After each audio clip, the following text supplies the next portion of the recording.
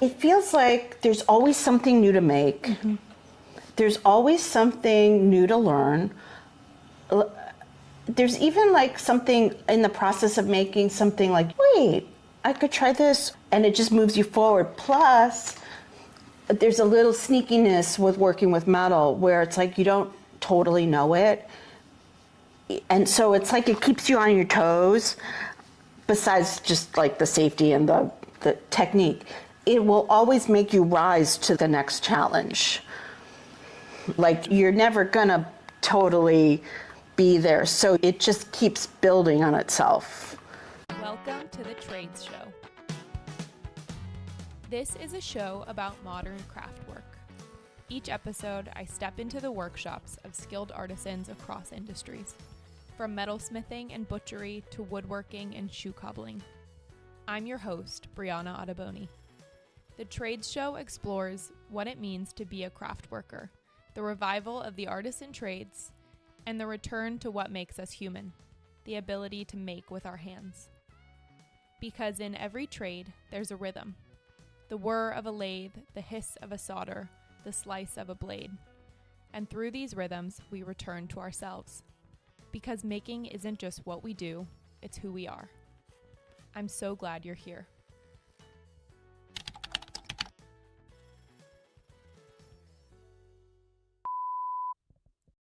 On today's episode of The Trades Show, I sit down with Marcia Trattner, blacksmith and founder of She-Weld.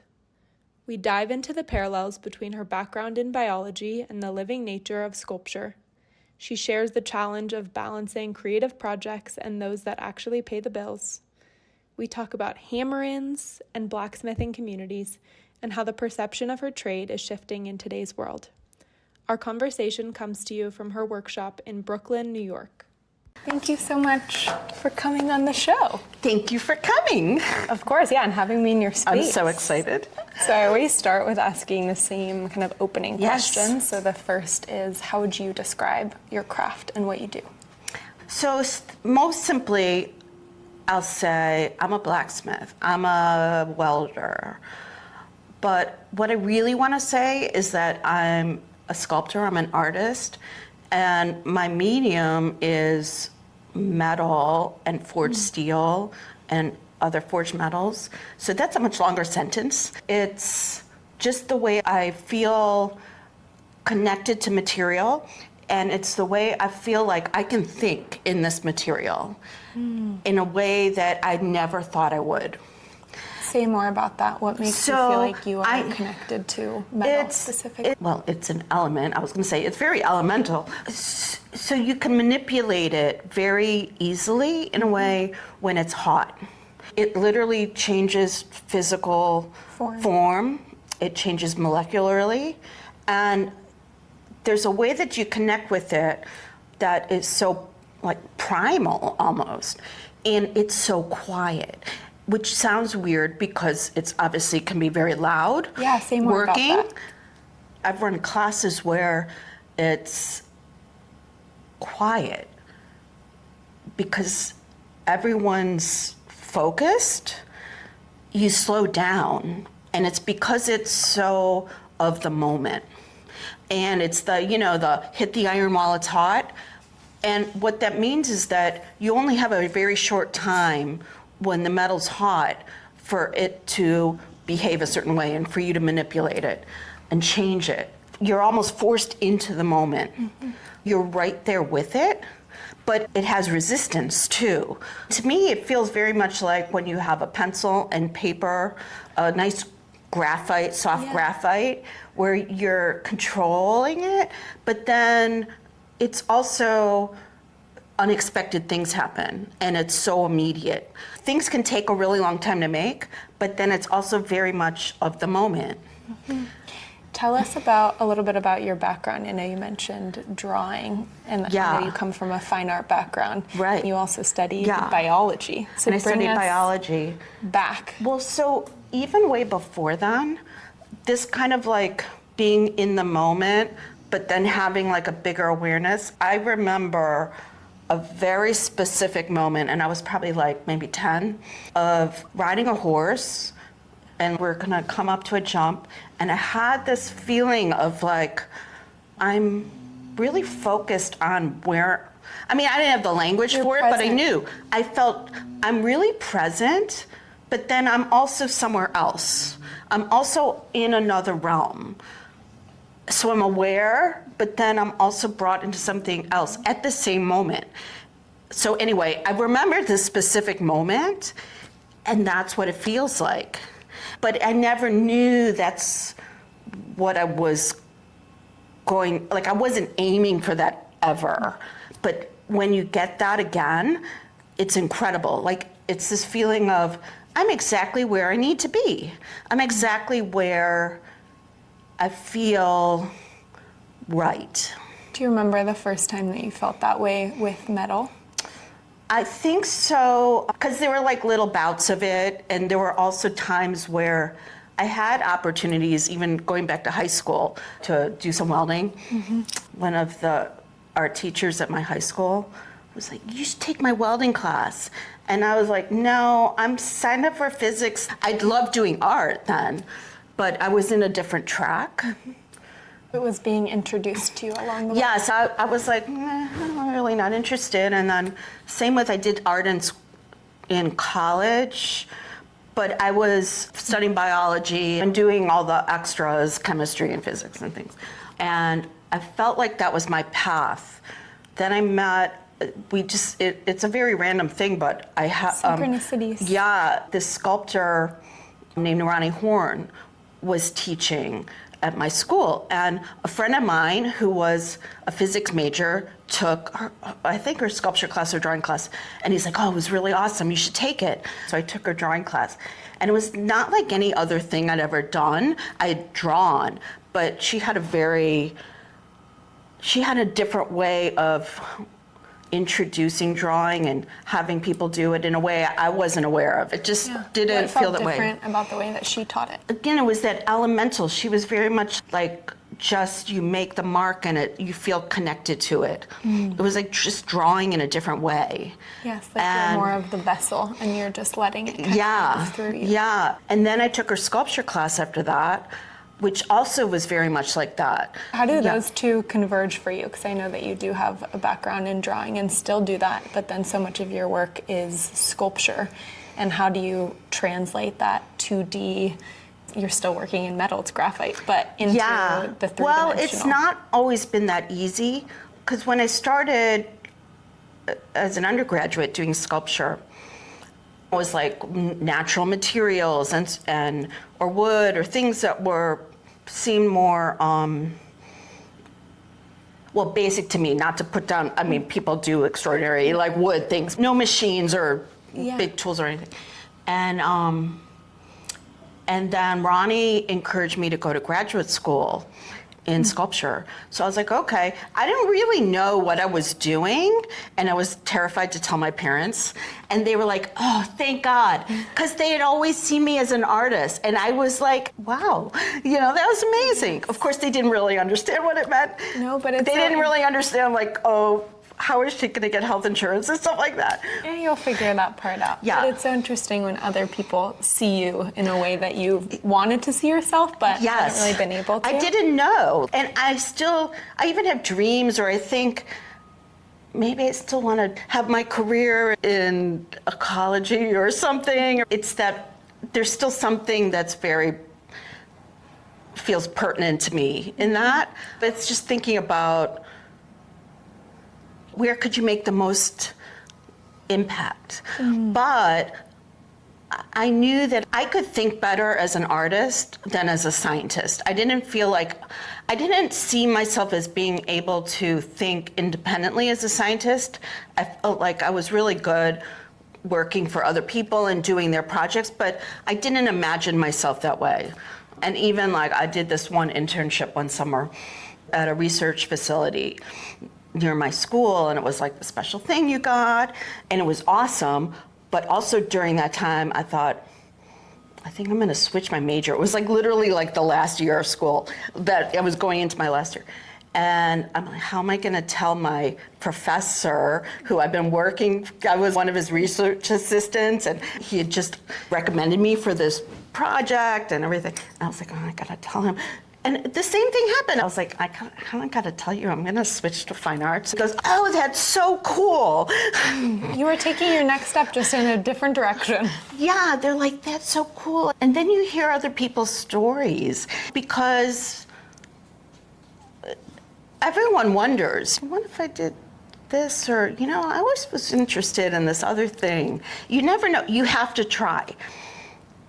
I think that's one of the things that, to me, is like the hardest in talking with younger people now, is there's so much pressure.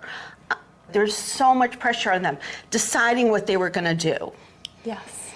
And that they have to know now. One career path for the rest of your life. And I'm like, you could totally change. You don't have to decide. What was pivoting like for you when you ended up going in that different direction? Do you remember what the decision-making process was like when you really chose to take that leap? I don't think I had that much perspective on it. It seems like a bigger thing now, like, oh, from here to here, but it just felt like, okay, that seems natural. But coming back to one of your questions from earlier, so now here I am in this like graduate program in sculpture, and I didn't know where I wanted to go with materials. And I tried a bunch of different things, which was really cool. It was available to me. I ended up just making a lot of drawings, and then the drawings got bigger, and then they got really big, and then they got thick, and they became more spatial and almost more environmental in the impact of them. That's where I want to go with my metal. This is many years ago that I did that, but this is where I feel like I've been aiming, but I haven't had the language and the ability to figure it out. And this is where, in more recent experimentations with blacksmithing, with metal, is when I'm feeling like I can connect a forged line, a forged steel line, as if I was drawing, like with a pen and brush. And to get it to be fluid looking and to get it dimensional. So there's still some things about it I'm still figuring out, or I haven't entered that other level of it. It's taken me this long to know that's where I want to go with it. Oh, I love that. Yeah. Stay tuned. Totally. And can you bring us into your world a little bit? So what does a day in your life look like? Well, I walk the dog, then I get here, then I start, and then it really depends on the project, because I do projects for other people too. So if I'm making something for myself, or I'm getting ready for a show and it's a little more production-y, or I'm just working on making something for someone else. Like next week, I'm doing a repair on some Noguchi pieces that are used by the Martha Graham company. Amazing. Martha Graham and Osamu Noguchi were collaborators 50 years ago, and they're still dancing in these pieces. So they call them dresses, but there were these wearable sculptures, and they're so extraordinary. They're brass, and they have all these like flowy pieces, but then, well, brass is pretty flexible to a degree, but it's also very brittle. So after time, the pieces break, they get all bent, and so I have fixed them previously, and now we're gonna do another shot at like to like layer your work onto them. Oh, and with it's so repair. extraordinary, and it's like, I shouldn't really compare, but I would imagine a surgeon, they're operating on a famous person, where you can't really be thinking about like, oh, right here on my, you just have to put it out of your mind. He's one of my favorite artists. It's so special, and we're lucky we have his studio, Noguchi's studio, has become a museum in Long Island City. Oh, wow. Oh my gosh, it's an extraordinary place. And there's a garden, and he worked in all kinds of materials, and he's known for those paper, rice Yes. paper lamps that have been kind of ripped off, but anyway, you can make it maybe look like it, but you're not the artist. And when he did it, it was fresh.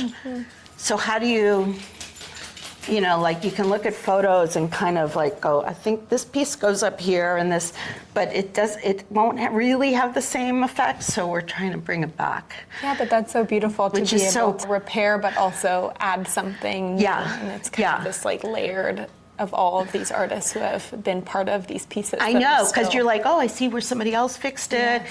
It's like solving the mystery of how it was made, because I have to match the brass. So I'm like, oh, I figured that out, because not all brass is the same. So I enjoy that part of it as Yeah. well. I have to do a little research and little experiment and figure out. And it satisfies another part of my brain that's just more like rational. It's actually a weird feeling for me, because it's like the rest of my brain that's more, I don't know, I guess trying to figure out the world and make Creative. art and create. It's like it gets to rest. And I'm like, oh, I just am gonna like go see which brass it is. Yes. Oh, I love that. I literally feel like it's laying down to just take a breather. It's sitting under a tree while I can just figure out like what brass rod it is. There's a theory about how there's 7 different kinds of rest, and it's really like depending is- on what you're needing, but it's similar in that Oh, it feels wow. like it. Like sometimes socializing is actually a way of resting. Yes. Sometimes you need physical rest, sometimes you need creative rest. But I like what you're describing, where sometimes, since you're in that creative space all the time, sometimes you almost need like intellectual rest. Like it allows the creative It part of your is. brain to quiet. It is, or like doing some math thing or something. It's so processed, it's so like logic oriented. that Exactly. It's almost calming in that way. It is calming. Like, for instance, I have to do a layout for another project, and they gave me the plan for what I have to make. And it's like the plan is to scale, but I don't really know computer-wise how to make like a printed thing. I'm just gonna hand draw the piece to scale, because I have to make a pattern to make a model to figure out how I cut the piece, because it's bronze and it has to get formed. And so I have to kind of calculate by cutting it out how it's going to translate to this other form. But I like that. I'm like, okay, I'm just going to get out my all my Yeah. cool rulers and The draw this calculation. out, and I like the big graph paper. I love it. Totally. It makes me very happy. It's relaxing to me. And even those different parts of your brain, you wear so many other hats Yeah. in your business. Can you describe some of the different hats that you wear? I know that Yes. you're making art for other people and working on other projects. You're also working on your own projects, you're teaching. Yes, it's been a very natural flow for me. One of the benefits of having an MFA, Master of Fine Arts, is it really enables teaching, getting teaching gigs and things like that. And when I was in school, a lot of my other friends in school definitely wanted to be on that track. I wanted to go teach. And I just felt like I want to teach, but I know that I don't want to do that yet.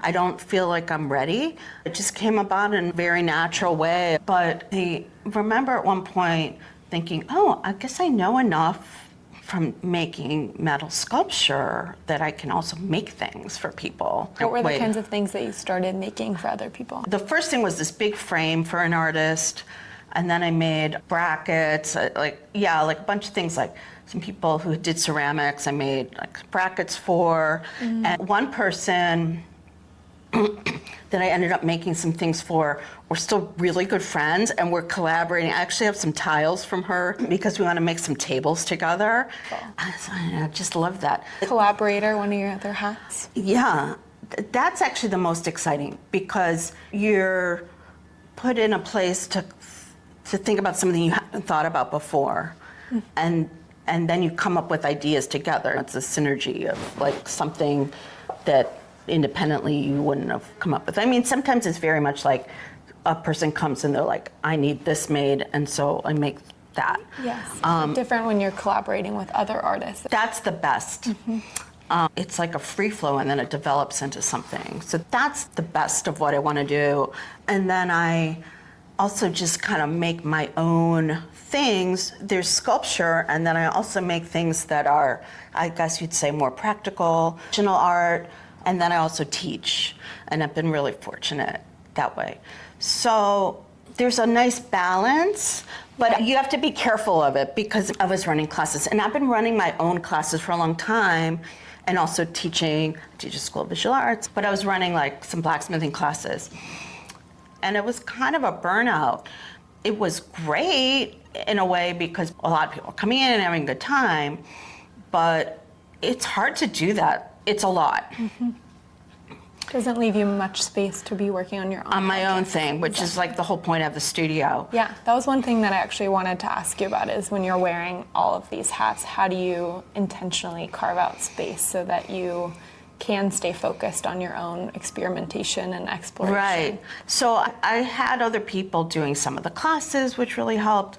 But when the pandemic hit and everything shut down and we couldn't do classes here, and things were really intense here in the city. And so I just thought I need to let that go. I had to like supplement it with so much else just because of the rent, which is crazy. And there was debt accumulating and the debt of time. So what did you change at that point? I decided not to renew the lease. I had worked really hard to get like a 5-year renewal option, but I didn't go for it. And just prior to the pandemic shutdown, I found through friends a place upstate New York in the Western Catskills. I was just visiting them, and they had this awesome garage and a really cute house with it. And I wasn't looking, but I knew I had to have a backup plan because so many people I know have left this area. It's just not sustainable just because of rents. Yeah. And so 2 weeks before the pandemic shut down, which of course we didn't know was going to happen, I put my deposit down on the place because I thought I am not going to find another place like this. And I wasn't looking, but I can't imagine a better place. Like it was perfect. And so I went for it. I'm sure right before everyone wanted to move upstate also. Yes. I mean, literally, I put the deposit down right before the pandemic shut down, which was just a miracle. Because if it had happened after, there's no way. Mm-hmm. But just knowing that I had that place changed everything for me. It felt like security. Even now, it's like I know that that's there. So I haven't even fully set it up yet or anything, but I know it's there. It really changes everything. And now you have this space also. Yeah, this space, which was an old blacksmith shop in the 1800s. Yes. We're close to the Gowanus Canal. So like part of this other compound, as you saw, it was actually like, I think like a steam producing plant. So cool. And so the coal would come in off the canal, and the horses and mules that would bring it in, they would bring them in here to reshoe them. I love that. I know. It's not like you'd come in here and go, oh, it's an old blacksmith shop, because there's nothing left of the original, like there's no forge or anything like that, but it's just the way things are where it's like it was meant to be, and it's just like such a haven. It's amazing. I feel so at peace in here. Oh. Not when I'm on a deadline always, but like, let's just say, yeah. And you were telling me the story about the butcher.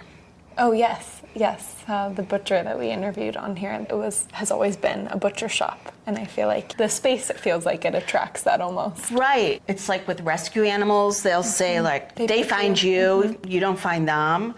And it's like, this space found me. Totally. And even the blacksmithing, I'm like, it found me. I wasn't out looking. You know, now I know people that are like, I want to learn blacksmithing. But that wasn't like a thing, really. Yeah. How have you seen, I know you've been teaching as well, so how have you seen that change and new people come into this? Oh, it's changed a lot. When I first started teaching blacksmithing classes here, which was like around 2000, year 2000, there were like a few people that maybe signed up because they had been looking at YouTube videos and they're like, that's cool, I want to do blacksmithing.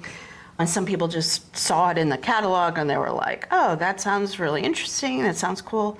But a lot of people didn't really know what it was or didn't know. And then it's just changed. There's TV shows and competition shows and more YouTube. It's become more like people like, I want to learn blacksmithing.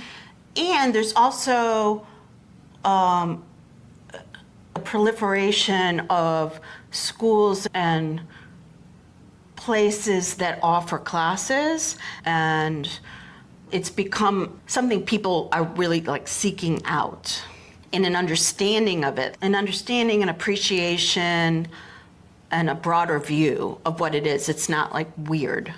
It seems like we're at kind of a point where there's more people that are interested in it, not just as a hobby. I think that was kind of the beginning, Yes. and now people are considering it more as a skilled trade or an actual career path that they Exactly. can pursue. What are the different paths that you see for people who have taken workshops and they are really loving what they can do with blacksmithing and are Yeah. thinking about wanting to pursue it more seriously as a career path? Yeah. What are the different kind of avenues that they can well, take? some people who are coming to it as artists or maybe just doing blacksmithing and then finding the creative possibilities of it can use it in their art or use it to create pieces. But also there's a whole community of bladesmiths. So within bladesmithing or knife making, there are people that will take a blank piece of metal and hammer out a knife shape. I know a number of blacksmiths that have also started out as jewelers, but then have made a transition to working more with steel and other metals and bigger scale, furniture, architectural work. And then there's also farriers that are people that work with horses, shoeing. That involves also knowing a lot about horse anatomy and veterinary aspects of the foot and taking care of it medically, and also how the horse is going to perform. And then there's people that really kind of specialize, or just what you need, what people need. And so it also depends on how much you are doing projects for other people and commissions, or more your own kind of creations and putting them out there. It sounds like there's a lot of specializations that you can Yes. take on in terms of what you're actually creating. Yes, yes. There's also a term, artist blacksmith, artist type and blacksmith, which would denote somebody who is creating work using blacksmithing that is more of an artistic nature, even though it may have a function, like a amazing gate or tables. One time I went to this blacksmith gathering, they're called hammer-ins, down in North Texas with a friend of mine who's down there. He's like, you gotta come. Do at a hammer-in. Oh, so it's so much fun, actually. A lot of it is like you get to learn from other people. The main focus is often you'll have some demonstrators. So they will demonstrate, what their specialty usually is. It's really amazing because you get to see how other people work. You get to watch other people work, and a lot of times the focus, it'll be on a specific project or a specific technique. It's really incredible. You keep learning. There's something always new to learn from another blacksmith. Yeah. You've been doing this for 35 years, and how do you continue to find new edges of your work? That seems like such a beautiful way of doing that. It feels like there's always something new to make. There's always something new to learn. There's even like something in the process of making something like, wait, I could try this, or a new approach, and it just moves you forward. Plus, there's a little sneakiness with working with metal where it's like you don't totally know it. And so it's like it keeps you on your toes, besides just like the safety and the technique. It will always make you rise to the next challenge. Like you're never gonna totally be there. So it just keeps building on itself. Yes, oh, I love that. Yeah, it's amazing. And so for someone who is wanting to dip their toes in and maybe has watched YouTube videos or is kind of in that stage of thinking, this is really cool, I want to learn more about it, what advice would you give to them? Well, some people have a natural ability to set up equipment or have the space to do that themselves. But depending on where you are, if you can take a workshop somewhere or even go to like a hammer in, and there's a whole network across the country and across the world actually, where you can go to an event or a meetup or sign up for a class. Just sign up for a 2-hour class or a weekend class, and then you can see if it speaks to you. And if it's sort of cool, you can take another class because another person will teach you differently or you'll learn something else. I think that's really the best way, because also you can get the basics and get instruction because you don't want to hurt yourself. And even something that sounds simple like swinging a hammer, you want to be able to do it ergonomically. You could do a lot of damage to your body. So you want to learn from somebody who's going to teach you how to do it right, so you're efficient, but you're also going to be able to do it in a way where you're not straining yourself. Yeah, and I love the idea of really just being able to layer on top of other people. And I feel like when you're learning from different teachers and different instructors, it sounds like that's what you've done in so many ways, is just continuing to add. Yes, especially at the beginning. It's like learning a language in order to translate a sentence. You're doing this thinking of like, what's that word? And then you're constructing it. But then at some point, and you don't even know when, you just start thinking in it. And that's what you want to get to, where you're just thinking in it. But it takes a long time for that. And then you're thinking in it, but then to create within that, and that's where you just keep building and building. That all said though, it's so immediate, you can make something like right away. Yes. Yeah. And okay, maybe there's awkwardness to it or it's not perfect or whatever, nothing will be. But then also, sometimes the first thing can be like totally amazing until you're like thinking about it too much, and then you go to do the next one.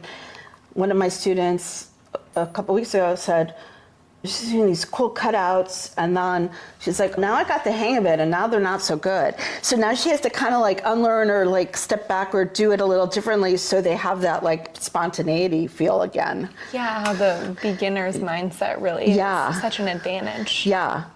And there also is a very funny learning curve with this stuff where it's like you can like do it right away, and then there's a long climb up. And you have to hooks you in, and then you have to work it, and you have to keep coming back. One of my mentors, he was from a long line of Italian blacksmiths, and he was 75 when I met him. He and his brother ran the shop, and I have his brother's anvil over there actually. It's like so special. I know it's just a chunk of metal, but it's not. It's imbued with them in it. It's very magical. And so anyway, he was sitting one day, he said, you gotta love it. And I knew what he meant, which is it's awesome, it's fun, it's creative, it's challenging, it's all those things, but it's also hard. And it's dirty, you're gonna get dirty, you're gonna get the occasional little, usually I hurt myself in the kitchen more than I do, but tomorrow it's going to be 100 degrees. If you have to work, if you have forging to do, it's challenging.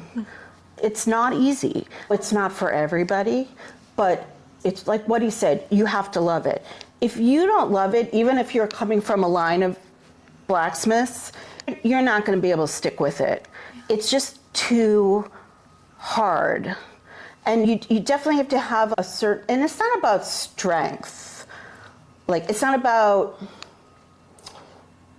being physically strong because, for instance, when you're hammering, it's like you learn how to do it. So you're letting the hammer do the work, and you're letting the anvil do the work if you move correctly, and then you get tools or you get a helper. So it's not about strength, but there's a challenge to it that you have to be up for it. Yeah. Oh, I love that. Yeah. And For someone listening or watching, what is one thing that you would want to leave them with? Or what would one thing that you would want them to take away from this? Oh, that if you want to do something, you should just try. Because you don't know. You might not even know that's what you want to do. It's like you might not know which cat or dog you're going to find. Like, you need to be open to it. If you're open to it, it will find you. I always wonder about like amazing pianists. What if they didn't find the piano? Does the piano find them? I mean, of course, there's a certain amount of economic privilege involved in that. But with blacksmithing, you don't need a lot. This is what's amazing. You need a heat source and you need a hammer and something to hammer on. And don't worry about all the tools and everything, because it's very basic. And then you can make your own tools. Oh, I love that. And then it just builds, and you meet somebody else, or you go to one of the hammer-ins and people sell their things, and it's kind of simple and basic. You don't need a lot of space. So it's like be open to opportunities when they present, but also don't wait for everything to be perfect to start. Oh, absolutely not. You just start with the most basic. Yeah. And then you'll build. It'll come. I love that. Yeah. I love that. Thank you so much for having me. Thank you so much for coming. It was wonderful. I hope this episode left you feeling inspired and expanded. If you'd like to support the show, the best way is to subscribe, leave a review, and share it with the fellow craft workers or craft curious in your life. You'll find everything we talked about, including links to today's guest, in the show notes. You can follow the show on socials @TradesShow to stay up to date. And if you're listening, you can watch the full video version on YouTube. I would highly recommend. It's a treat. And if you're watching, you can stream the audio wherever you get your podcasts. If you have any questions, feedback, or guest suggestions, please reach out anytime. You'll find my contact information in the show notes or at thetradesshow.co. Until next time, stay creative, curious, and continue to honor your craft.